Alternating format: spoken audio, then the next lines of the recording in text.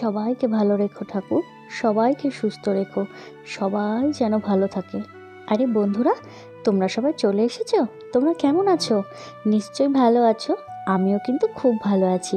আর তোমরা আমাকে নিশ্চয়ই চিনতে পারছো, বলো? আমি হলাম নন্দিনী। আর আমার চ্যানেলের ভিডিওগুলো তোমরা তো এতদিন ধরে দেখছোই, কিন্তু আমার পরিবারের সাথে তোমাদের কিন্তু পরিচয় করানো হয়নি। চলো তাহলে আজকে আমার পরিবারের লোকজনদের সাথে তোমাদেরকে পরিচয় করে দিই, আর আমার নতুন ঘরবাড়িগুলোও তোমাদেরকে দেখিয়ে দেবো। তাহলে চলো, সবার প্রথমে আমি তোমাদেরকে আমার রান্নাঘরের সামনে নিয়ে যাই। ওই রান্নাঘরে আমি অনেকটা সময় কাটাই, আর কারণ আমি রান্না করতে তো ভীষণ ভালোবাসি। এই যে দেখছো, এটা হলো আমার রান্নাঘর। আমার বর, আমার মেয়ে, ছেলে, শ্বশুর শাশুড়ি সবাই আমার হাতের রান্না খেতে ভীষণ ভালোবাসে। তাই অনেকটা সময় আমাকে রান্নাঘরেই কাটাতে হয়। আর তোমরা যারা যারা আমার ভিডিও দেখেছো তারা নিশ্চয়ই জানো যে এই রান্নাঘরেই কিন্তু আমি সমস্ত রান্নাবান্না করি। তোমাদের কেমন লাগে আমাদের রান্নাঘরটা সেটা কিন্তু অবশ্যই জানিও। চলো তাহলে এবার ওই দিকটায় যাই। মা, বাবা, ও আপনারা দুজন এখানেই আছেন? যাক, তাহলে ভালোই হলো, বন্ধুদের সাথে আপনাদের পরিচয় করিয়ে দিই। বন্ধুরা, এনারা হলেন আমার শ্বশুর এবং শাশুড়ি। দুজনেই কিন্তু ভীষণ ভালো মানুষ, আমাকে ভীষণ ভালোবাসে। আর এনাদের দুজনের মধ্যে কিন্তু আবার গণ্ডগোল লেগেই থাকে, তেমনি আবার একে অপরকে ছাড়া থাকতেও পারে না। দুজনের মধ্যে মিলও প্রচুর। না না বৌমা, আমি আবার কোথায় গণ্ডগোল করলাম? সব তোমার শাশুড়ি মাই করে।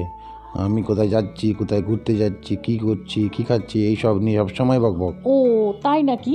আমি সব সময় তোমার সাথে ঝগড়া করি? আমি আগে থেকে তোমার পেছনে লাগি, তুমি কি খাচ্ছ, কোথায় যাচ্ছ এই নিয়ে বলি? ঠিক আছে, আজকের পর থেকে আমি আর কিচ্ছু বলবো না, তুমি যা খুশি করোগে। ব্যাস, এই যে হলো, দেখলেন বন্ধুরা, আমি আপনাদের বলেছিলাম না সারা দিন শুধু এনাদের ঝগড়া লেগেই থাকে ছোট ছোট ব্যাপার নিয়ে। আচ্ছা আচ্ছা বাবা, ঠিক আছে, মা বাবা, আপনাদের আর ঝগড়া করতে হবে না, এবার আপনারা একটু থামুন তো। আরে দাঁড়া রে দাঁড়া ধবলি, দিচ্ছি দিচ্ছি, তোর বাচ্চাটাকেও তো একটু খেতে দিবি নাকি?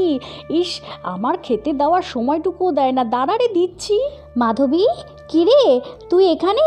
ও, ধবলিদের খেতে দিচ্ছিস? যাক, ভালোই হলো, আমাকে আর চিন্তা করতে হবে না।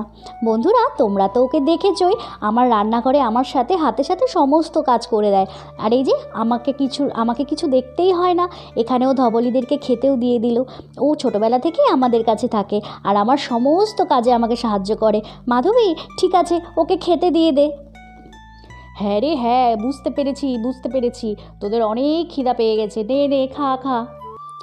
ভাই, আর ওপরে উঠিস না, পুকুরের জলটা কিন্তু খুব নোংরা হয়ে আছে। মা যদি জানতে পারে না, খুব বকবে কিন্তু। তোকে কতবার করে বারণ করছি, এইখানেই থাক, এখান থেকেই দেখ, কিছুতেই তুই আমার কথা শুনিস না। কেন রে ভাই, তুই কথা শুনিস না কেন? ওফো দিদি, তুই সবসময় আমাকে বকিস। মা তো বাড়িতে আছে, মা তো জানতেই পারবে না। নতুন নতুন পুকুরটা হয়েছে, আমার একটু দেখতে ইচ্ছা করছে, একটুখানি যাই না, আমি দূর থেকেই দেখে চলে আসবো। সত্যি বলছি, আমি পুকুরের মধ্যে নামবো না, আমি শুধু দূর থেকেই দেখবো। একটু যাই রে দিদি। না না, একটুও না, কাদা মাটি আছে কিন্তু এখানে। পা ফসকে যদি একবার পড়ে যাস না ভাই, মা যদি একবার চলে আসে, আমি কিন্তু মায়ের হাত থেকে তোকে বাঁচাতে পারবো না। কি ব্যাপার, দুই ভাই বোনে মিলে এখানে কি করা হচ্ছে? আর মা এলে তোকে বাঁচাতে পারবো না কি করেছে? রূপা, ভাই নিশ্চয়ই কোনো রকম দুষ্টমি করেছে না? কি হয়েছে? এই তো মা, তুমি চলে এসেছো, খুব ভালো হয়েছে। দেখো না, আমি ভাইকে তখন থেকে বলছি যে পুকুরের ধারে যাস না, ও আমার কথা কিছুতেই শুনছে না। তখন থেকে শুধু জেদ করছে যে একবার পুকুরটা দেখবে। আমি বললাম মা চলে এলে কিন্তু মা অনেক বকবে, তাও কথা শুনছে না। এবার তুমি চলে এসেছো, এবার তুমি ভাইকে বোঝাও। দেখেছেন তো বন্ধুরা, আমার আড়ালে আমার ছেলে মেয়ে দুটো কত দুষ্টামি করে। এই হলো আমার মেয়ে আর ছেলে, ও রূপা আর ও হলো রাজু। রাজু তো খুব ছোট, আর রাজু সারা দিন দুষ্টামি করবে আর দিদির কাছে সমানে বকুনি খাবে। কি ব্যাপার রাজু, তুমি কেন দুষ্টামি করছো? দিদির কথা কেন শুনছো না? তুমি তো জানো পুকুরে কাজ হচ্ছে আর এখানে কত কাদামাটি, যদি তুমি পা পিছলে পড়ে যাও তাহলে কি হতো? দিদি তো একদম ঠিক কথাই বলেছে। আর একটুকু এখানে থাকা হবে না, সন্ধে হয়ে যাচ্ছে, এক্ষুনি বাড়ি যাও দুজনে। আচ্ছা আচ্ছা, ঠিক আছে মা, ঠিক আছে মা, আমি যাব না পুকুরের ধারে, আমি এক্ষুনি দিদিকে নিয়ে বাড়ি চলে যাচ্ছি। হ্যাঁ, দিদির সাথে তাড়াতাড়ি বাড়ি চলে যাও, সন্ধে হয়ে যাচ্ছে কিন্তু। আর আমি যাই, ওদিকে তোমার বাবা জমিতে কাজ করছে, তোমার বাবাকে নিয়ে বাড়িতে যাচ্ছি।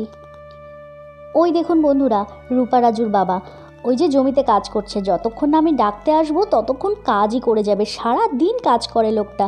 কি গো, তোমার কাজ হলো? সন্ধে হয়ে যাচ্ছে তো, এবার বাড়ি যেতে হবে তো, চলো, আবার বাকিটা কালকে করো।